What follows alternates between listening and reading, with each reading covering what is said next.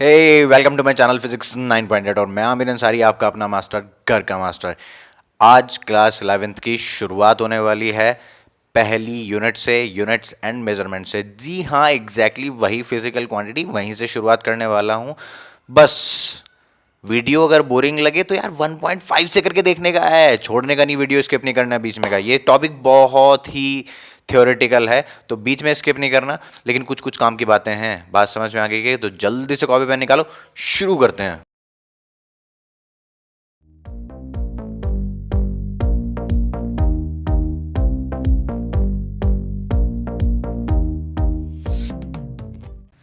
तो बाबा यूनिट का नाम क्या है? Units and measurement. Units and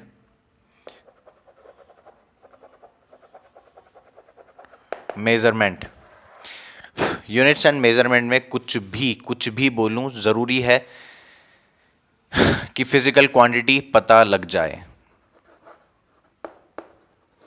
पहले तो क्लास 11 की शुरुआत यहां से क्यों कर रहा हूं? तो मैं तुझे बताना चाहता हूं कि आज तक तूने जितनी भी चीजें पढ़ी, चाहे वो फोर्स था, मोमेंटम था, वर्क डन था, स्पीड था, एक्सेलरेशन था, वट एवर इट वॉज, वो सारी की सारी क्या थी? फिजिकल क्वांटिटी थी। वो सारी की सारी क्या थी? Physical quantity. बात समझ में आई क्या? वो सारी की सारी फिजिकल क्वांटिटी थी। तो फिजिकल क्वांटिटी होती क्या है? जो भी तेरे दिमाग में आ रहा हो ना, वो सब फिजिकल क्वांटिटी है। तो फिजिकल क्वांटिटी होती क्या है? Those quantities which can be measured, those quantities which can be measured and has some physical significance significance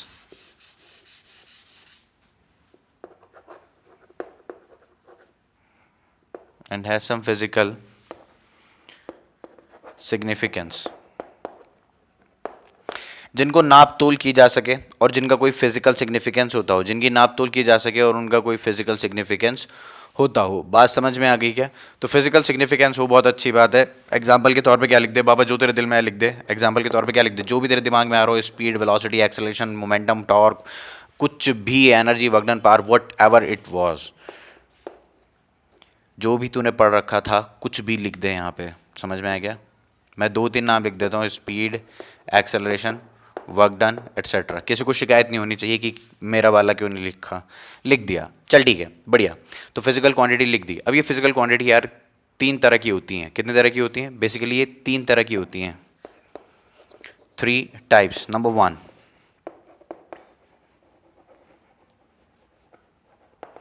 fundamental PQ. Number 2, derived PQ। Number three fundamental PQ, derived PQ, और ये है supplementary.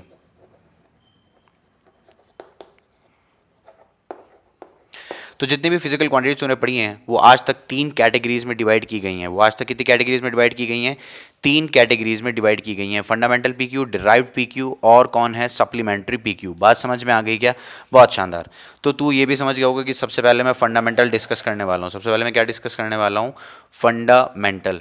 तो fundamental quantities कौन सी होती हैं? बहुत ध्यान से देख। फंडामेंटल क्वांटिटीज वो होती हैं जिनको मैं फर्दर किसी और से सब्सटीट्यूट ना कर सकूं। क्या बोल गया मैं? चल मैं समझाता हूँ। मैं सोच रहा था कि इधर लिख दूँ, चल मैं इधर ही रब करके समझाता हूँ। देख, जैसे कि तूने यार अपने इंग्लिश में कभी वो पढ़ा था ना, क्या पढ़ा था? अल्फ़ाबेट्स वगैरह पढ़े थे, ABCDEFGH। तो यार वो क्या थे? वो ABCDEFGH क्या थे बाबा? वो थे फंडामेंटल। मतलब वो क्या थे? कुछ भी चीज़ अगर बनेगी तो उन्हीं से मिलके बनेगी, उनके बिना बात नहीं हो सकती। बात समझ में आ गई क्या? तो इसी तरह फिजिक्स में भी कुछ ऐसी फिजिकल क्वांटिटीज़ हैं जो एकदम बेसिक हैं कि वो किसी से मिलके नहीं बनी है, बल्कि बाकी दुनिया उनसे मिलके बनी है। बात समझ में आ गई क्या? तो फंडामेंटल कौन सी फिजिकल क्वांटिटीज़ है उनके बारे में बात करते हैं। आजा ला, इसको भी रबी कर दें।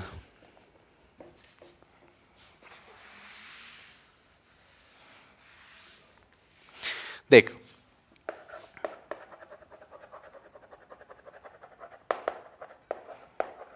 शॉर्ट में लिखेगा fundamental PQ. those physical quantities which cannot be substituted or derived from any other physical quantity। Lecture को 5-10 मिनट सुनेगा तो ये समझ में आ जाएगा मैं ऐसा क्यों बोल रहा हूँ। बात समझ में आ गई क्या? सही दिख रहा है? बढ़िया। तो फंडामेंटल पी क्यू कौन सी होती हैं? Those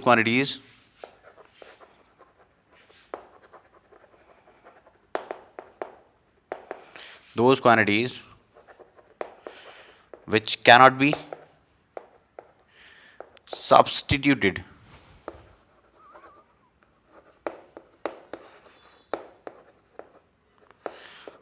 or derived by any other physical quantity. मेरी बात समझ में आ गई क्या? और फंडामेंटल है कौन सी? देख 7 होती हैं बेसिकली। मेरे पास कितनी है? ये 7 है बेसिकली। है 7 होती हैं। 7 fundamental PQs। Number 1 mass, number 2 length, number 3 time, number 4 temperature, number 5 current, number 6 दिख रहा है ल्यूमिनस इंटेंसिटी। मेरे पास नीचे स्पेस नहीं बची, मैं थोड़ा हीरो बन रहा था ऊपर से नीचे तक, तो तू ध्यान से सुनना क्या बोल रहा हूं। ल्यूमिनस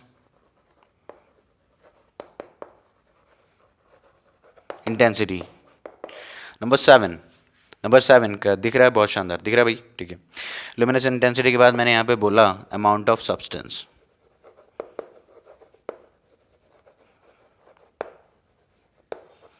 समझ में आया क्या? तो बेसिकली ये हैं सर। मैंने मास सुन रखा है, लेंथ सुन रखा है, टाइम सुन रखा है, टेम्परेचर लिखा है। कैसे टेम्परेचर लिखा है मास्टर तूने? मैंने कहा रुक जा मैं सही से लिख देता हूँ यार, बुरा क्यों मान रहा है? टेम्परेचर अभी भी अच्छा ले मैं बाबू, बहुत प्यारा। चल करंट, ठीक है करंट। ये दोनों सर मेरे लिए नए हैं, चल मैं बता देता हूँ।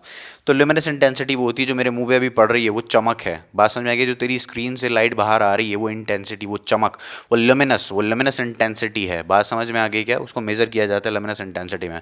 और लास्ट वाली क्या है? Amount of substance. तूने अगर केमिस्ट्री में वो मोल नाम की चीज़ सुनी हो तो ये वही है, अमाउंट ऑफ सब्सटेंस। बात समझ में आ गई क्या? दिख रहा है? ठीक है। तो इसकी यूनिट भी तुझको पता होगी कि इसकी यूनिट क्या होती है। अच्छा पहले तो मैं इनको डिफाइन कर दूँ, एक एक लाइन इन सब के बारे में बोल दूँ। इन सबको इंट्रोड्यूस करा रहे हैं तो यार पता तो हो कि ये सब है क्या। तो मास क्या है भाई? बहुत ध्यान से सुन। मास क्या है? Amount of matter contained in a body. वही बेसिक सी डेफिनेशन यार। Amount of matter contained in a body कभी नेगेटिव नहीं हो सकता, हमेशा पॉजिटिव रहता है। सर मैं लिख लूँ क्या इसको? लिख ले, बढ़िया है, नोट्स बना ले प्रॉपर तरीके से। समझ में आएगा? एज ए फ्री एजुकेशन जो दे रहा हूँ यार, तो वो इसीलिए कि तू मारा मारा नहीं फिरे इधर उधर। प्रॉपर नोट्स बना सलीके से, पूरा पूरा अपलोड करने की कोशिश है। ध्यान से सुन। Mass amount of matter contained in a body, amount of matter contained in a body. बात समझ में आ गई क्या? बेसिक से डेफिनेशन। लेंथ क्या है? मास कभी नेगेटिव नहीं हो सकता, ठीक है। लेंथ क्या है यार? ये 2 पॉइंट होते हैं। बात समझ में आई क्या? देख 2 पॉइंट हैं। ये एक रॉड है तो उसके 2 पॉइंट होंगे, या कोई भी ऑब्जेक्ट है उसके 2 पॉइंट होंगे। तो इन 2 पॉइंट्स के बीच का जो डिस्टेंस होता है ना, उनको लेंथ बोल देते हैं। क्या बोल देते हैं? लेंथ। तो सर मैं इसको क्या बोल दूं? मैंने कहा the distance between two extreme points, the distance between two extreme points is known as length, nothing else. बात समझ में आ गई क्या? तो ठीक है, ये इसको डायमेंशन बोला जाता है वगैरह वगैरह, वो देखेंगे अभी। तो लेंथ है, और लेंथ के लिए क्या लिख लूँ sir? The distance between two extreme point is known as length. बात समझ में आ गई क्या? ठीक है। टाइम के बारे में एक लाइन बोलते हैं। टाइम क्या है? देख टाइम कभी भी ना अपने लिए नहीं तोला जाता कि तू बैठ के बस ना टाइम को ही मेजर कर रहा है। अच्छा 1 घंटा हो गया, अच्छा 2 घंटा हो गया। इसको ना किसी की सपोर्ट में यूज़ किया जाता है। मतलब कुछ काम हो रहा हो उसके उसको देखा जाता है टाइम के रेस्पेक्ट में। मतलब टाइम एक सपोर्टिंग फिगर है, सपोर्टिंग एंटिटी है, सपोर्टिंग फिजिकल क्वांटिटी है। बात समझ में आ गई क्या? तो टाइम क्या करता है? अपने रेस्पेक्ट में बाकी चीज़ों को मेजर करने में हेल्प करता है। बात समझ में आ गई? तो सर टाइम के लिए क्या लिखूं? मैंने कहा लिख लिया यार बढ़िया से जल्दी से। Time is physical quantity which is used in measurement of time is that physical quantity which is used in measurement of other physical quantities। बात समझ में आ गई क्या? चल बढ़िया, लिख लिया।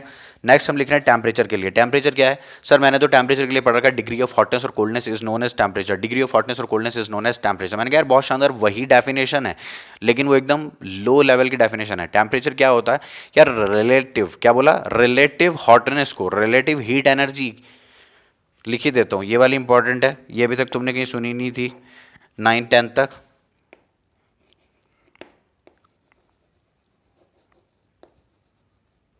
to compare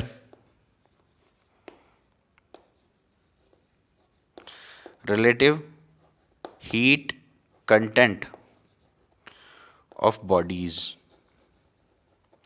मतलब किसके पास हीट कंटेंट ज़्यादा है। क्या बोला? किसके पास हीट कंटेंट ज़्यादा है, किसके पास हीट कंटेंट ज़्यादा है, ये बताएगा टेम्परेचर। जिसके पास हीट कंटेंट ज़्यादा उसकी हीट टेम्परेचर भी ज़्यादा। जब ते आजकल गर्मी का मौसम चल रहा है, समझ में आया क्या? अब तो वीडियो कब देखेगा, सर्दियों में देख रहा होगा तो मैं मई जून की बात कर रहा हूँ। तो यार मई जून की बात सुन, टेम्परेचर अपनी बॉडी का बहुत ज़्यादा होता है, बात समझ में आ गई क्या? तो हमारी बॉडी का टेम्परेचर ज़्यादा होना मतलब हमारी बॉडी के अंदर हीट कंटेंट ज़्यादा होता है। सर्दियों में हमारी बॉडी का टेम्परेचर कम होता है क्योंकि हमारी बॉडी का हीट कंटेंट कम हो जाता है। बात समझ में आ गई क्या? करंट तू पढ़ के आया अभी 10th क्लास में, तो क्या होता है? Rate of flow of charge, rate of flow of charge. बात समझ में आ गई क्या? Rate of flow of charge, flow of charge अकेली बात नहीं, rate of flow of charge मतलब amount of charge flowing in unit time amount of charge flowing in unit time. बात समझ में आ गई क्या? तो यूनिट क्या होती है इसकी? एम्पेयर होती है। मैं लिख रहा हूँ अभी सबकी यूनिट्स बारी बारी से। मास के लिए क्या लिख दूंगा? केजी लिख दूंगा। लेंथ के लिए मैं क्या लिख दूंगा? मीटर लिख दूंगा। और टाइम के लिए मैं क्या लिख दूंगा यार? सेकंड लिख दूंगा। मजे कर यार, बढ़िया बिंदास यार। और टेम्परेचर के लिए मैं क्या लिख दूंगा? केल्विन लिख दूंगा। क्या लिख दूंगा? केल्विन। क्या लिख दूंगा? केल्विन। और करंट के लिए क्या बोल दूंगा बाबा यहाँ पे? एम्पेयर। क्या बोल दूंगा? एम्पेयर। और ल्यूमिनस इंटेंसिटी, ल्यूमिनस इंटेंसिटी की यूनिट होती है कैंडेला। हाँ, तो मैं ल्यूमिनस इंटेंसिटी के बारे में तुझको बता रहा था कि ये जो चमक होती है ना, वो जो तेरे मुंह पे पड़ रही है, तो इस इंटेंसिटी को, इस चमक वाली इंटेंसिटी को हम क्या कहते हैं? Luminous intensity. और इसकी यूनिट होती है कैंडिला। सर मैंने तो कभी नहीं सुनी, मैंने कहा मोमबत्ती ला, कैंडिला, कैंडिला। बात समझ में आ गई क्या? अमाउंट ऑफ सब्सटेंस के लिए मेरे पास एक ही वर्ड है, मोल, और ये तू पहले से जानता है, कोई नई बात नहीं है, रोना धोना नहीं मचाना। नहीं दिख रहा क्या तुझको? मोल है, बोल तो रहा हूँ MOLE, अगर नहीं भी दिख रहा तो लिख लेना यार।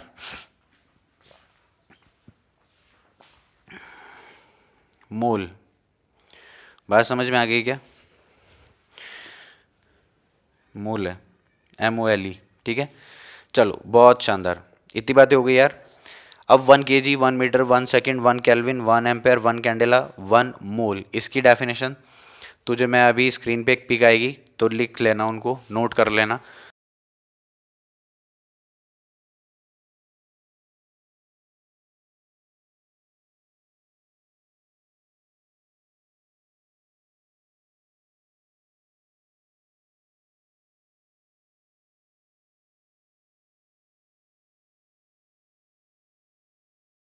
सर बता क्यों नहीं रहा है, तो उसकी पिक क्यों भेज रहा है? क्योंकि बाबा उसको अगर मैं समझाने लगा ना बता के, तो ये लेक्चर, अगला लेक्चर, परसों का लेक्चर, तरसों का लेक्चर, बस वही चलता रहेगा। समझ में आएगा? थोड़ी कॉम्प्लिकेटेड सी है, हम जैसे जैसे सिलेबस कवर करते चले जाएंगे तो बाद में कभी आके उन डेफिनेशंस को वापस से पढ़ेगा तो तुझे समझ में आएंगी। मतलब इनको डिफाइन किया गया है, प्रॉपर कंसेप्चुअली डिफाइन किया गया है। जैसे कि मैं एक एग्जांपल लेता हूँ कि मास, तो मास ऑफ वाटर, 1 kg की डेफिनेशन क्या है? Mass of 1 litre of water at 4 degree Celsius, मतलब 4 डिग्री सेल्सियस पे जो पानी है उसका 1 लीटर उठा, अब उसका जो मास है वो 1 kg है। समझ में आएगा? अब तू कह यार 4 डिग्री सेल्सियस में ऐसी कौन सी खास बात है, तो यार ये समझ में आएगा जब हम वहाँ पे फ्लूइड्स पढ़ रहे होंगे, तब समझ में आएगा। अब मैं तेरे से एक बात करने लगूँ, 1 मीटर को डिफाइन कर। मैंने कहा लाइट की स्पीड होती है कितनी? 3 × 10⁻⁸ सेकेंड। कितनी होती है? 3 × 10⁻⁸ सेकेंड होती है। तो टाइम 1 सेकेंड के इतने ही टुकड़े कर, 3 × 10⁸, मतलब 3 × 10⁸ टुकड़े कर। सॉरी सॉरी सॉरी, कि क्या होती है? मीटर पर सेकेंड। तो मैंने कहा इतने मीटर चल रहा है 1 सेकेंड में। समझ में आया क्या? तो मैंने कहा कि 1 मीटर की डेफिनेशन क्या है कि 1 सेकेंड के इतने टुकड़े कर, 3 × 10⁸। अब उतने टाइम में जो लाइट चल जाएगी वो डिस्टेंस है 1 मीटर, मतलब इतने टाइम में इतने टाइम में जो लाइट चल जाएगी 1 सेकंड के इस हिस्से में, इस छोटे से फ्रैक्शन में लाइट जितना चल जाएगी, समझ में आ गया, distance travelled by the light in this fraction of second, तो उसे हम कहते हैं 1 मीटर। एक और डेफिनेशन भी है मीटर की कि सीजियम का एटम और इस फ्रिक्वेंसी पे इतनी बार वाइब्रेट कर जाए तो जितना टाइम ड्यूरेशन लग जाएगा वो 1 सेकंड है। तो यार ये सब फालतू की बातें हैं, समझ में आया क्या, इसका कोई मतलब ऐसा कोई सवाल आता नहीं, लेकिन पढ़ना बहुत ज़रूरी है, तो जो पिक आएगी उसको ध्यान से देख लेना, ठीक है। चल बढ़िया, तो ये सारी बातें तो यार हो गई, ठीक है। कुछ नोट कर रहा हूँ, नोट कर फटाफट से, मैं रब कर रहा हूँ बहुत तेज़।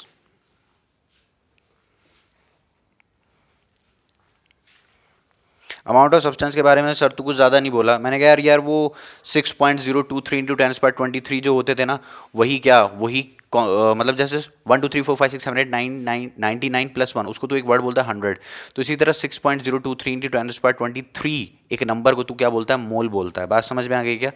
चल अब मैं तुझे तेरी 4th क्लास के दिन याद दिलाने वाला हूँ। सर ऐसा क्या करने वाला है, हमें लॉलीपॉप पकड़ाएगा। मैंने कहा नहीं रे, मैं तुझे कुछ बातें बताता हूँ जो तुझे पता है, बताई थी कभी तेरी टीचर ने और तू भूल गया। सर मैं नहीं भूलता। मैंने कहा रुक जा, भी देख ले, ध्यान से देख। 10⁻18 को क्या बोलता है, एक्सा। 10⁻15 को क्या बोलता है, 10⁻15 को क्या बोलता है, पेटा। 10⁻12 को क्या बोलता है, 10⁻9 को क्या बोलता है, इसको बोलते हैं टेरा, इसको बोलते हैं गीगा। 10⁻6 को क्या बोलता है, मेगा। 10⁻3 को क्या बोलता है, किलो। 10⁻2 को क्या बोलता है, क्या बोलता है, हेक्टा। 10⁻1 को क्या बोलता है, डेका। 10⁻1 को क्या बोलता है, डेका। बात समझ में आ गई क्या। Exa, peta, tera, giga, mega, kilo, hecto, deca. समझ में आ गया। देख तो 10⁻1 पे आ गए, ठीक है। 10⁻⁻1 डेसी, समझ में आ गया। 10⁻⁻1 क्या हो गया, डेसी हो गया। ध्यान से देख, साथ साथ नोट कर ले बाबा, समझ में आ गया। 10⁻1 डेसी है, सही से दिख रहा है ना यार। हाँ 10⁻1 डेसी है। 10⁻2 क्या है, सेंटी। 10⁻3 मेरे स्कूल में ना एक टीचर थी, नाम है, तो मेरे स्कूल में एक टीचर थी, उनका नाम रखा हुआ था सेंटी। तो 10⁻3 10⁻3 डेसी, अबे डेसी, सेंटी, और उसके बाद यहाँ पे क्या गया, मिली। 10⁻6 माइक्रो। 10⁻9 बता, नैनो। बड़ा नैनो सिम करता रहता है, ये होता है 10⁻9 के ऑर्डर पे चलती है दुनिया, ठीक है। 10⁻12 पिको।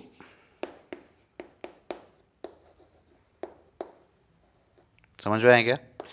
10⁻15 10⁻18।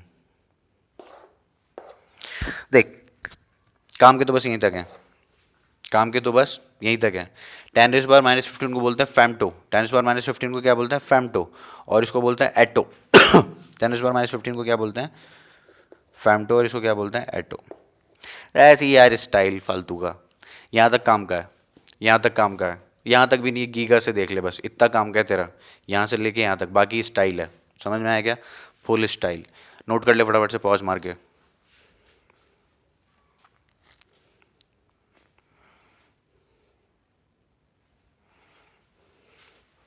सही दिख रहा है, बढ़िया। चल मैं तुझे थोड़ी सी बातें कर लेता हूँ तेरे से कि ये डिराइव्ड फिजिकल क्वांटिटीज़ क्या हैं। बात समझ में आ गया। तो डिराइव्ड फिजिकल क्वांटिटीज़ वो होती हैं जो यार मेरी मास, लेंथ, टाइम, टेम्परेचर, करंट, और कौन था अपना उधर, टेम्परेचर, करंट, लुमिनस इंटेंसिटी और अमाउंट ऑफ सब्सटेंस, 7 चीज़ें थी ना, बढ़िया। तो यार उनको ना मैंने मतलब उनसे मिल के बनी हुई हैं। देख कैसे, अभी तक मैंने डायमेंशन का नाम नहीं लिया यार, हाँ डायमेंशन का नाम नहीं लिया, हो सकता है मैं नेक्स्ट वीडियो में बात करूँ, ठीक है। तो ध्यान से सुन, अभी कर लूँगा, ध्यान से सुन। तो यार मैं क्या बोल रहा था, क्या बोल रहा था मैं तुझको, हाँ, तो derived, short term memory loss, इधर देख, डिराइव्ड फिजिकल क्वांटिटी। अबे अब तुझे पढ़ाओ भी, कैमरे की तरफ भी ध्यान रखो कि साला ये दिख रहा है कि नहीं दिख रहा है सब, कहीं ब्लड तो नहीं हो जा रहा वगैरह वगैरह, इतना दिमाग में रखना पड़ता है यार। टॉपिक पढ़ाना तो एक जेब में आ जाता है, ठीक है, और कहीं तू ना लूज कर जाए। वीडियो स्किप मत कर दी वरना मुक्का मार दूंगा तेरे। चल इधर देख, तो डिराइव्ड फिजिकल क्वांटिटी को देख। तो डिराइव्ड फिजिकल क्वांटिटी वो होती है those physical quantities which cannot B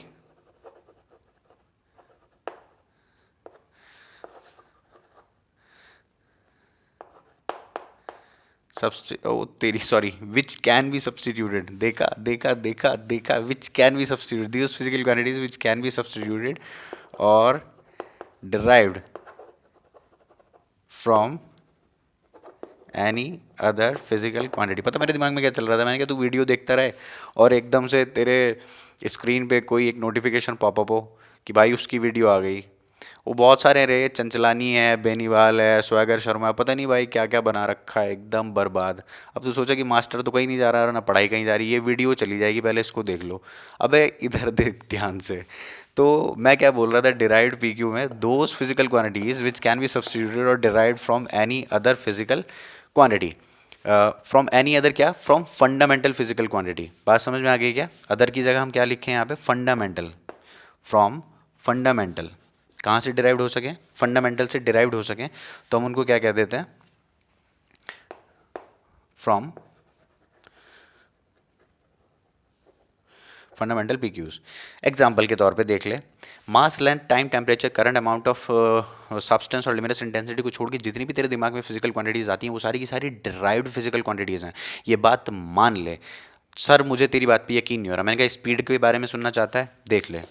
तो स्पीड किससे मिलके बना हुआ है, डिस्टेंस और टाइम से, और कुछ ऐसे। तो यहाँ डिस्टेंस क्या है, एक लेंथ है। बात समझ में आ गई क्या? ये समझाना चाहता हूँ मैं तुझे कि डिस्टेंस एक लेंथ है बाबा। डिस्टेंस को हम क्या कहते हैं, वो एक लेंथ फिजिकल क्वांटिटी है। वो तो तूने इसको कवर चढ़ा दिया, एक कहने लगा कि डिस्टेंस है, तो ऐसे तो तू हाइट कहने लग जाए, तो हाइट कुछ अलग चीज़ थोड़ी, तो उसे भी नापता तो तू इंच टेप से ही है। बात समझ में आई कि नहीं आई? ब्रेड्थ है तो नापता भी उसे कैसे, इंच टेप से नापता, तो है तो वो लेंथ ही ना गधे। समझ में आया क्या? रिवर की डेप्थ नापेगा तो है तो वो लेंथ ही ना। समझ में आया कि नहीं आया? ठीक है, तो ये लेंथ है और ये क्या है, टाइम है। तो क्या बना, ये लेंथ और टाइम से मिल गया। और सुन, एक्सेलरेशन सुन, एक्सेलरेशन की यूनिट क्या होती है, मीटर पर सेकंड स्क्वायर। अब यार देख, तू 9th पास है, समझ में आ गया क्या? मीटर पर सेकंड स्क्वायर, एक्सेलरेशन की यूनिट क्या होती है, मीटर पर सेकंड स्क्वायर। तो यहाँ पे मीटर आया तो यानी लेंथ है, और नीचे क्या है, टाइम का स्क्वायर है। नीचे क्या है, टाइम का स्क्वायर है। सुनना यार, देख मीटर पर सेकंड स्क्वायर, तो मीटर कुछ लेंथ है, लेंथ, और नीचे क्या है, टाइम का स्क्वायर। तो बना है ना लेंथ और टाइम से मिलके। सर मुझे तेरी बात पे अभी भी थोड़ा सा डाउट है। मैंने कहा फोर्स के बारे में सुनने का, मास इनटू एक्सेलरेशन। तो मास क्या होता है, वो मास आ गया, देख एम मास है, और एक्सेलरेशन क्या है, फिर वही लेंथ और टाइम से। तो कुछ भी, कोई भी फिजिकल क्वांटिटी, मोमेंटम देख ले यार, काइनेटिक एनर्जी देख ले यार, क्यों मेरी ऐसी तैसी कर रहा है तू, ध्यान से देख। बढ़िया दिख रहा है, चल। तो काइनेटिक एनर्जी क्या है, हाफ एम वी स्क्वायर। तो हाफ, ठीक है, हाफ को हटा, मास है यहाँ पे, हाफ तो कुछ भी हो सकता है यार, हाफ एक नंबर है, हाफ क्या है, एक नंबर है। तो यहाँ पे मास और वेलोसिटी पे डिपेंड कर रही है काइनेटिक एनर्जी। तो यहाँ पे क्या आ गया, मास और वेलोसिटी क्या है, लेंथ और टाइम से मिलके बनी है। भाई वो डिस्प्लेसमेंट डिवाइड बाय टाइम होती है, मानता हूँ, लेकिन डिस्प्लेसमेंट भी है तो लेंथ ही। तो तूने कवर चढ़ा रखा है, लेकिन है वो लेंथ ही। क्या तुझे मेरी बात समझ में आ गई?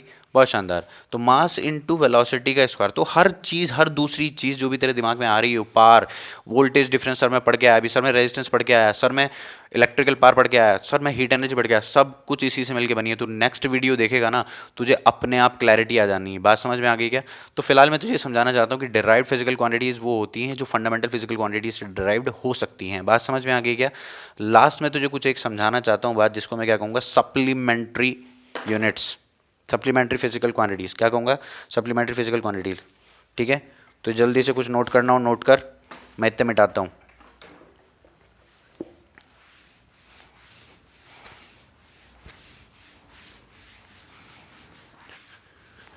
चलो, तो सप्लीमेंट्री फिजिकल क्वांटिटीज में हमारे पास दो चीजें हैं, जिसमें से एक तू सुन चुका है और एक तेरे लिए नया होगा। सप्लीमेंट्री फिजिकल क्वांटिटीज में एक तेरे लिए वही पुराना और एक तेरे लिए नया है। सर ऐसे कौन कौन से हैं? मैंने कहा बाबा सप्लीमेंट्री फिजिकल क्वांटिटीज में दो चीज़ें होती हैं।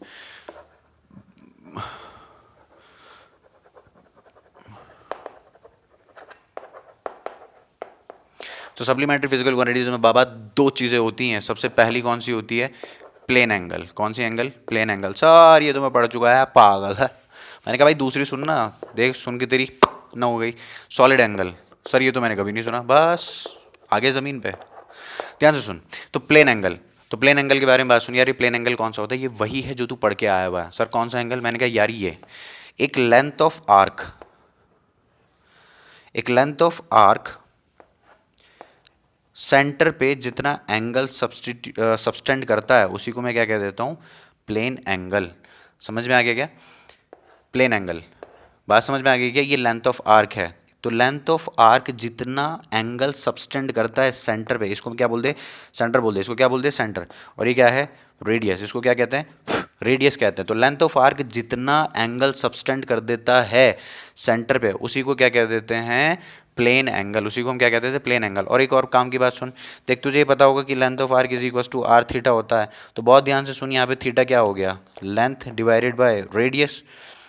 तो यार लेंथ, ओ सॉरी मैं क्यों काट रहा था वो तुझे बताऊंगा अभी। थोड़ा सा ना मैं प्रॉब्लम में हूँ कि तुझको ना मैंने अभी तक डायमेंशन वर्ड नहीं समझाया और मुझे उसका ज़रूरत पड़ रही है बीच बीच में। चल कोई नहीं, मैं समझाता हूँ अभी।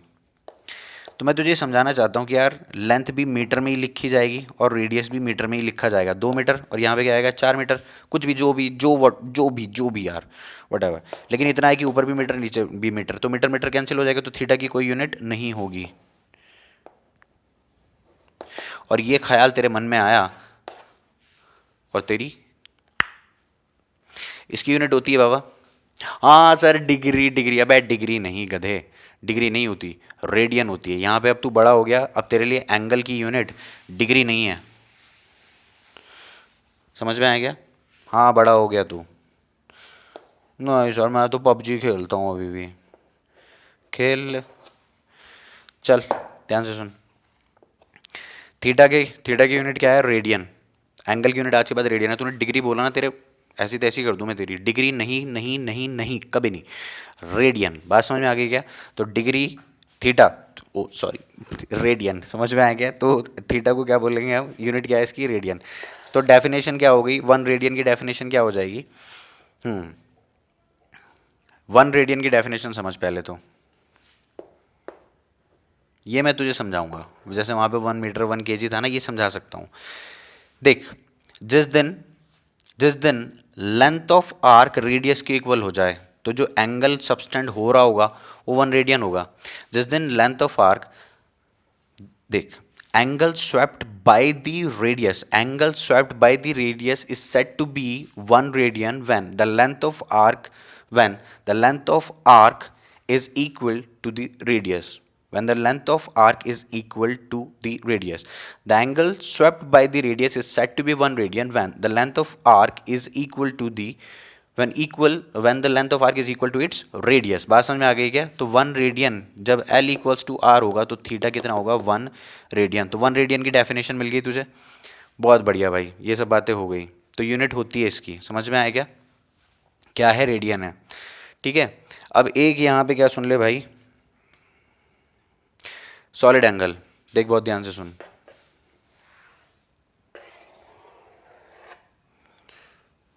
Wow what a circle man. तो बाबा बात सुन, ये सर्कल नहीं है पहली बात तो, ये स्फेयर है। कौन है ये? स्फेयर है। बात समझ में आ गई क्या? और ये उसका रहा रेडियस। टोटल सरफेस एरिया कितना होता है? टोटल सरफेस एरिया कितना होता है? टोटल सरफेस एरिया होता है 4 पाई r²। समझ में आएगा? टोटल सरफेस एरिया कितना होता है? 4 पाई r²।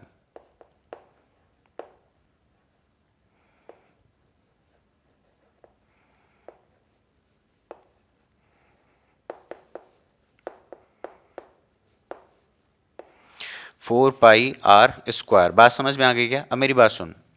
अब ना मैं इस गोले में से एक कोन कट करूंगा, और कोन कैसे कट करूंगा? सरफेस पे कट करूंगा, बिल्कुल ऐसे। ये सरफेस पे मैंने ऐसे कोन कट करी। बात समझ में आ गई क्या?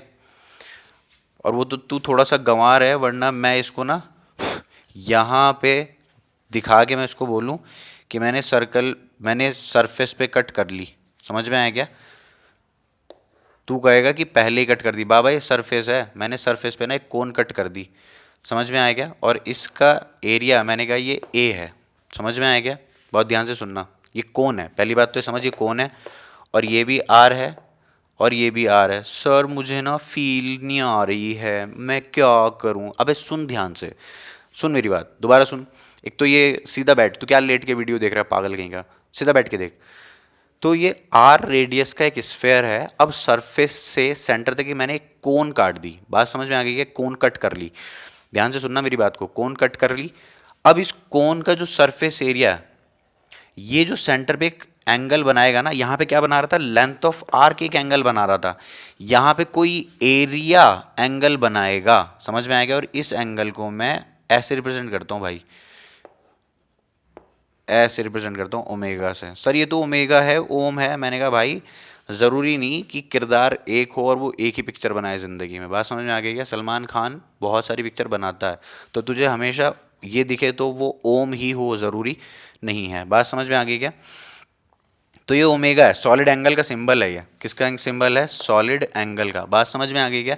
तो ये एरिया यहाँ पर कितना एंगल सबटेंड कर रहा है? वो सॉलिड एंगल है। समझ में आया क्या?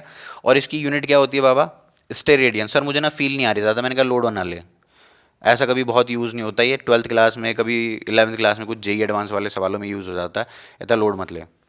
यूनिट क्या हो जाती है इसकी भाई? स्टेरेडियन। STERADIAN। समझ में आएगा? अबे आजकल तो गूगल की दुनिया है, एक दो पिक गूगल कर लेना यार कि क्या होता है सॉलिड एंगल। बहुत डेप्थ में जाने की जरूरत नहीं है, क्योंकि कोई बहुत तोड़ू कॉन्सेप्ट नहीं है। बात समझ में आ गई क्या? तो यूनिट क्या है इसकी? स्टेरेडियन। यूनिट क्या है इसकी? स्टेरेडियन। यूनिट क्या है इसकी? स्टेरेडियन। बात समझ में आ गई तुझको? यूनिट क्या है इसकी? स्टेरेडियन। सर 1 स्टेरेडियन बताइए प्लीज। मैंने कहा अच्छा बता रहा हूँ, ध्यान से सुन। तो 1 स्टेरेडियन क्या होता है? सुनो यार, मैं इसको रब कर दूं यार, जल्दी से कुछ कॉपी करना हो कर ले। यहाँ पे कुछ नहीं है, बस मैंने ये बताया कि प्लेन एंगल होता है, और इसको 2D एंगल भी कहते हैं। प्लेन एंगल, 2D एंगल, ठीक है। तो ये लेंथ ऑफ आर्क है, रेडियस है। तो लेंथ ऑफ आर्क जिस दिन रेडियस की इक्वल हो जाएगी, उस दिन इस थीटा को हम क्या कह देंगे? 1 रेडियन, क्योंकि रेडियन इसकी यूनिट होती है। बात समझ में आ गई क्या? तो इसकी ऐसा नहीं है कि मीटर से मीटर कैंसिल हो गया, कोई यूनिट नहीं होगी। इसकी यूनिट है, रेडियन है। इसको लिख ले, चिपका ले दिमाग में। समझ में आया क्या? और अभी मुझे तुझे क्या समझाना है? 1 स्टेरेडियन समझाना है।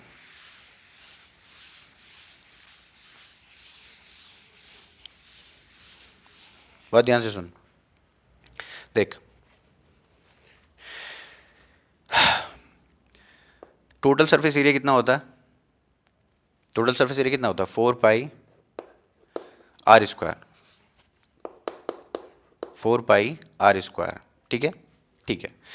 तो मैं तुझे ये समझाना चाहता हूं कि जैसे कि वहां पे 2πr टोटल लेंथ होती थी। 2πr क्या होती थी वहां पे? टोटल। यार तू छोड़, मैं इसको ना अलग से मैथमेटिक्स में कवर करूंगा। फिलहाल तू 1 स्टेरेडियन को समझ। 1 स्टेरेडियन वो होती है जिस दिन एरिया, ये वाला एरिया अपने r² के इक्वल हो जाए। जिस दिन ये एरिया r² के इक्वल हो जाए, तो जो एंगल वो वहां सबटेंड करेगा उसे मैं 1 स्टेरेडियन कहूंगा। समझ में आया? समझ में आया? तो एरिया क्या होता है? Basically solid angle into r²। Area क्या होता है? Solid angle into r²। ये फॉर्मूला है। जैसे वहां पे क्या होता है? L = r थीटा या थीटा आर, ऐसा यहाँ पे क्या आ जाता है? सॉलिड एंगल इंटू r², बस r² है, और यहाँ पे एरिया है। तो इसको यहाँ पे ओमेगा का फॉर्मूला क्या बन गया? A/r²। तो जिस दिन एरिया r² के इक्वल हो गया, समझ में आया क्या? एरिया r² के इक्वल हो गया, तो जो ये एंगल यहाँ पे सबटेंड करेगा, ले मैं बड़ी सी कोन बना दूं, तो जो ये एंगल यहाँ पे सबटेंड करेगा ना, यहाँ पे ये सॉलिड, ये वाला सरफेस एरिया जो यहाँ पे एक सॉलिड एंगल सबटेंड करेगा, ये एक लाइन नहीं है गधे, ऐसे छोटी सी वो है, डिस्क टाइप है। बात समझ में आ गई कि इसको अगर यहाँ पे तू आंख रख के देखेगा ना, तो तुझे ऐसे गोल डिस्क दिखेगी, बात समझ में आ गई कि वो तो मैं तुझे साइड से दिखा रहा हूँ इसलिए ऐसे ओवल दिखा रहा हूँ, समझ में आ गया। तो ये जो एंगल है जिस दिन area equal to r square के इक्वल हो जाएगा, अगर ये रेडियस आर है और ये ए है, तो ये आर स्क्वायर के जिस दिन इक्वल हो गया उस दिन इस सॉलिड एंगल को हम क्या कह देंगे, 1 स्टेरेडियन। बात समझ में आ गई क्या? नोट्स बहुत जल्दी डिस्क्रिप्शन में मिलने वाले हैं, बात समझ में आ गई क्या? समझ में आया क्या? अभी अगर अवेलेबल नहीं हुए 2-4 दिन बाद अवेलेबल हो जाएंगे। तो एक असाइनमेंट शीट भी मैं लिंक करने वाला हूँ बहुत जल्दी, हर वीडियो के बाद एक असाइनमेंट शीट हुआ करेगी, प्रॉपर सलीके से चलेंगे एकदम। तो ओमेगा क्या आ गया यार, 1 स्टेरेडियन। तो यार ये सब चीज़ थी। लास्ट बात में तेरे से जाते जाते एक डायमेंशन की और कर लूँ।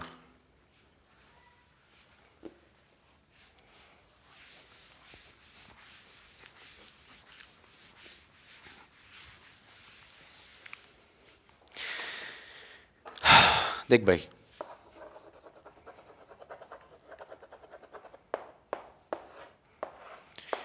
है क्या डायमेंशन, हुआ बना रखा है डायमेंशन डायमेंशन डायमेंशन। मैंने कहा मैं बताता हूँ तुझे डायमेंशन क्या होती है।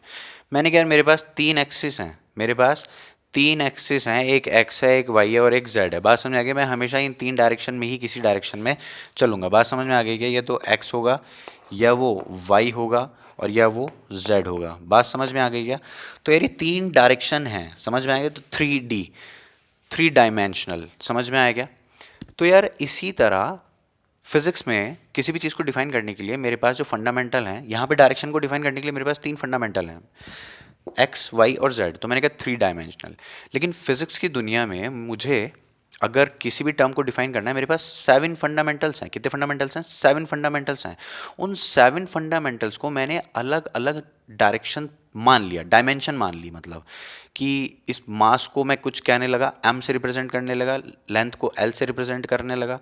इसी तरह मैंने सबको एक एक सिंबल दे दिया। तो मैंने कहा ये 7 हैं, इन 7 से मिलके फिजिक्स बनी है। तो ये 7 फंडामेंटल्स हैं, ये 7 डायमेंशंस हैं। बात समझ में आ गई क्या? तो बहुत ध्यान से सुन।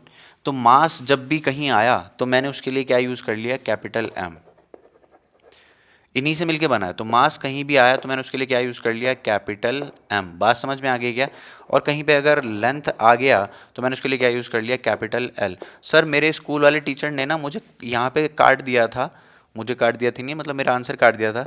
तो मैंने कहा हाँ, उन्होंने ऐसे लिखा होगा M1L0T0। तो बाबा ये कोई दिक्कत वाली बात नहीं है, स्कूल वाले टीचर थोड़ा सा इस बात के लिए इमोशनल होते हैं।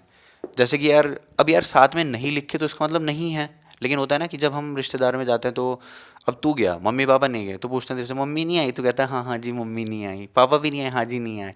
अबे जब नहीं लिखे तो नहीं है ना यार, इसमें बताने वाली क्या बात है।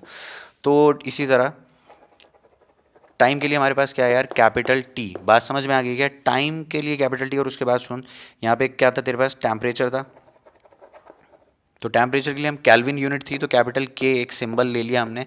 कभी भी टेम्परेचर आएगा तो हम कैपिटल के यूज़ करेंगे बताने के लिए कि यार यहाँ पे टेम्परेचर है। और बात समझ में आ गई क्या? और सुन सुन सुन, इनकी पार्ट्स भी लगा देंगे, मतलब जैसे कि वेलोसिटी का स्क्वायर था, मतलब जैसे एरिया है, एरिया में लेंथ जो आता है वो 2 बार आता है, एरिया में जो लेंथ आता है वो 2 बार आता है।